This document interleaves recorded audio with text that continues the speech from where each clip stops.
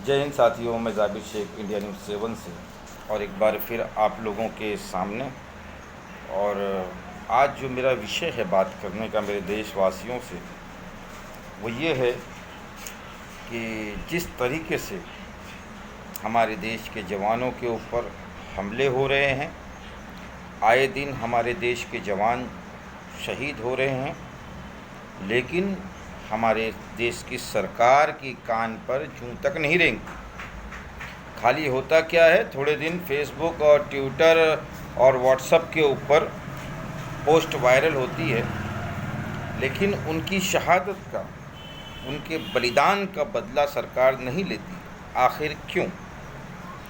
कभी चाइना आँख दिखाता है, कभी चाइना हमला करता है, हमारे जवानों को शहीद कर देता है, कभी पाकिस्तान हमारे जवानों को शहीद कर देता है, कभी नेपाल हमें आँख दिखाता है, लेकिन हमारे देश की सरकार कुछ नहीं करती। वो छोड़ो, हमारे देश के अंदर भी कुछ गद्दार ऐसे हैं जो बार बार देश के जवानों का अपमान करते हैं, उनके ऊपर सवालिया निशान लगाते हैं। अब चाहे वो कुछ दिन पहले आप देखेंगे तो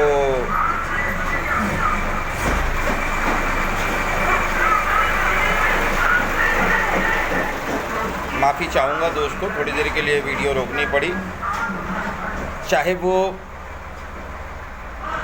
आरएसएस हो कि जैसा बीच में उन्होंने देश के जवानों की बेइज्जती की, लालछन लगाया, तरह तरह के इल्ज़ामात लगाए, चाहे वो टीवी एंकर हो, चाहे एपीपी न्यूज़ हो या आज तक हो, किस तरीके की भाषा का प्रयोग ये करते हैं ये देश के गद्दार। आप देख लें कि अगर देश की सेना अगर कोई कार्रवाई करती है तो उसका श्रेय मोदी जी को जाता है, लेकिन जब उसी देश की सेना के ऊपर आक्रमण होता है, जवानों को शहीद किया जाता है, तो उसमें जवानों की गलती निकाली जाती है। तब देश के प्रधानमंत्री की गलती क्यों नहीं निकाली जाती? तो क्या हमारे देश के जवान जो हैं सिर्फ शहीद होने के लिए हैं कि शहीद हो जाएं, उनको तिरंगे में लपेट कर, उनके सलामी देकर उनके घर वालों को दे दिया जाए और फेसबुक और व्हाट्सएप पे खाली थोड़े दिन तक पोस्ट चले? नहीं, होना तो ये चाहिए कि एक जवान के बदले 10 जवान, उनके 10 जवानों का सर लाया जाए, तब तो ये कहलाएगा इंतकाम, तब ये जवानों का बलिदान रंग लाएगा।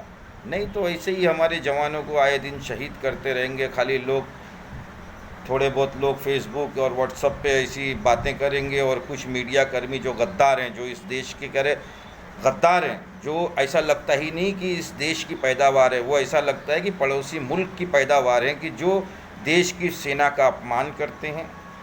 ये तो हो गई एक बात। दूसरी बात आप ये देख लें कि वो एक न्यूज़ 80 का एंकर है अमीश देवगन, उसने जैसे ख्वाजा मोइनुद्दीन चिश्ती रहमतुल्लाह अलैह के बारे में अब्द शब्द कहा और उसके बाद आके माफ़ी मांग रहा है कि मुझसे गलती हो गई, ये हो गई। तो क्या ये अब ऐसे ही इस देश में होगा कि कोई किसी के भी ऊपर तोहमत, लालछन लगा देगा, किसी की धार्मिक आस्था को ठेस पहुंचाएगा? और ख्वाजा मोइनुद्दीन चिश्ती के बारे में गलत कहना तो किसी एक धर्म के नहीं है, क्योंकि उनको मानने वाले हर धर्म के लोग हैं और हर धर्म के लोगों की आस्था उनके साथ में जुड़ी है। चाहे वो फ़ौजी हों, चाहे वो आम जनता हो, चाहे कोई सेलिब्रिटी हो, यहाँ तक कि देश का पीएम और राज्यों के सीएम तक उनकी चौखट पे जाते हैं। तो एक तरीके से अमीश देवगन ने पूरे भारत देश को गाली दी है, पूरे भारत देश के लोगों की आस्थाओं को ठेस पहुँचाई है। और मेरा ये कहना है कि ऐसे लोगों के ऊपर क्यों, कि हमने देखा है कि आज जब देश सारी महामारी से जूझ रहा है, तरह तरह की मुश्किलात है, कहीं कोरोना है तो कहीं भूखमरी है, तो कहीं बेरोज़गारी है, तो कहीं व्यापार की मंदी है, यानी हर तरीके से देश के ऊपर एक संकट है। लेकिन उस संकट की घड़ी में भी कुछ पत्रकार, दोगले पत्रकार, आतंकवादी पत्रकार ये चाहते हैं कि हमारे देश का माहौल भंग हो, देश के अंदर फसादात हो और देश दिन ब दिन और नीचे चला जाए। मुझे तो ये भी आभास होता है, शक होता है कि कहीं ये पड़ोसी मुल्क के जासूस तो नहीं है।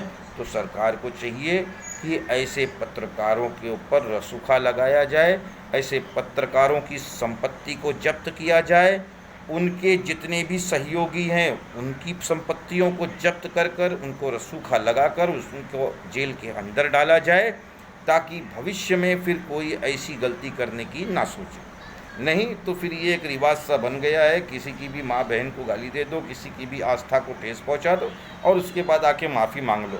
तो ऐसा नहीं होता, ये सरासर गलत है। ऐसे लोगों के ऊपर कार्रवाई करना चाहिए। और मेरे देश के प्रधानमंत्री, आप कब जागोगे? कभी नेपाल, कभी चीन, कभी पाकिस्तान, कभी कोई। हाँ? क्या है हम? क्या हम मंदिर के घंटे बन गए हैं कि कोई भी आएगा बजाएगा और चला जाएगा? कब इसका जवाब देंगे आप लोग? कब सेना की आन बान शान को कब जिंदा रखोगे? बाहर वाले तो कह रहे बेइज्जती कर ही रहे हैं हमारे देश की सेना की, कभी गोली चला रहे हैं, कभी उनको शहीद कर दे रहे हैं, कभी बम मार रहे हैं, कभी कुछ कर रहे हैं। लेकिन उससे ज़्यादा बेइज्जती, उससे ज़्यादा अपमान तो ये देश के गद्दार कर रहे हैं, जो सेना के ऊपर सवालिया निशान लगा रहे हैं। और भी बहुत सारी चीज़ों हैं। वीडियो बहुत लंबी हो जाएगी, अगली वीडियो में फिर मिलूँगा। तब तक के लिए जय हिंद साथियों।